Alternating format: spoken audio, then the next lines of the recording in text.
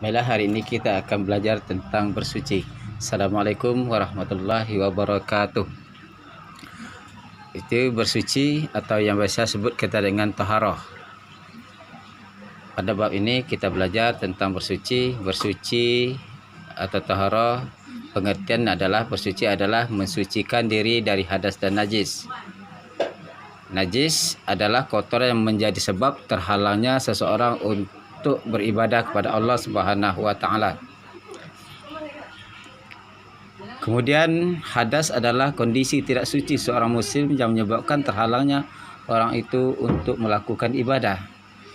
Jadi, tahukah kalian bahwa apa saja alat bersuci atau benda dapat digunakan untuk bersuci? Yang pertama yaitu kita bahas tentang alat bersuci. Alat bersuci pertama yaitu air, kemudian batu, tisu, daun, dan kayu. Kemudian macam-macam air untuk bersuci. Yang pertama air hujan, air sumur, kemudian air salju, air dari keluar dari mata air, kemudian air laut, dan yang terakhir yaitu air sungai. Jadi ada 6 macam air untuk bersuci. Kemudian selanjutnya macam-macam najis. Najis dibagi 3. Yang pertama itu najis berat yaitu najis mughalazah, kedua najis sedang yaitu najis mutawassithah, dan ketiga adalah najis ringan yaitu najis mughaffafah. Akan kita bahas satu persatu. Yang pertama yaitu najis berat atau disebut dengan najis mughalazah.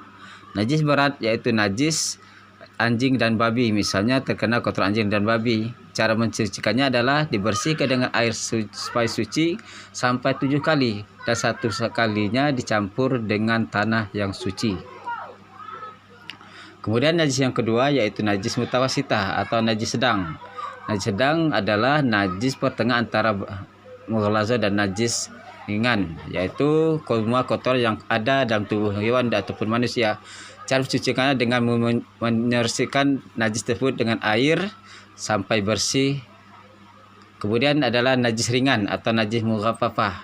Najis ringan adalah air kencing bayi laki-laki yang berumur di bawah 2 tahun belum makan apa-apa kecuali ASI. Cara mensucikannya dengan mencikkan air benda yang terkena najis sampai bersih pada air yang mengalir, ya.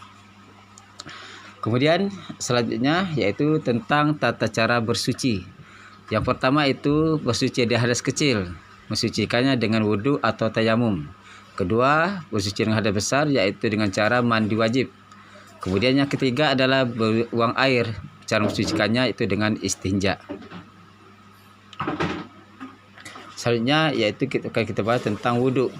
Wudhu adalah salah satu cara mensucikan anggota tubuh dengan air.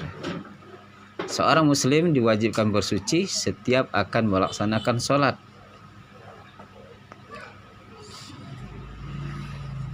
Kemudian yang selanjutnya yaitu tentang tayamum. Tayamum adalah pengganti wudhu, yaitu mensucikan diri menggunakan tanah atau debu yang bersih dan suci. Tayamum dilakukan saat sakit dan tidak boleh terkena air saat berada di tempat yang tidak ada air, atau sedang dalam perjalanan yang tidak ada air di perjalanan tersebut. Kemudian yang kedua adalah mandi wajib, yaitu mandi adalah bersuci dengan cara meratakan air ke seluruh tubuh dari ujung kepala hingga ujung kaki dengan niat tertentu. Mandi wajib dilakukan bila berhenti dari haid, nifas, mandi jinabat, dan lain sebagainya. Kemudian yang ketiga selanjutnya ada tentang istinja. Istinja adalah membersihkan diri dari kotoran setelah buang air besar atau buang air kecil. Jika tidak ada air, kita dapat membersihkan kotoran tersebut dengan tisu. Kemudian yang terakhir itu tentang manfaat bersuci. Jadi setelah kita membahas masalah pengertian dan macam-macam bersuci, kita manfaat bersuci. Yang pertama adalah menjaga kesehatan. Yang kedua menjaga kebersihan. Ketiga terhindar dari penyakit. Dan keempat hidup akan selalu bersih.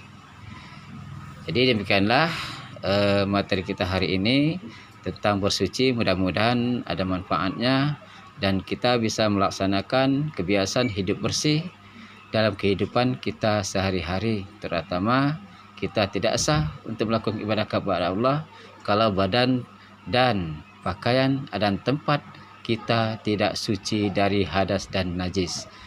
Wassalamualaikum warahmatullahi wabarakatuh.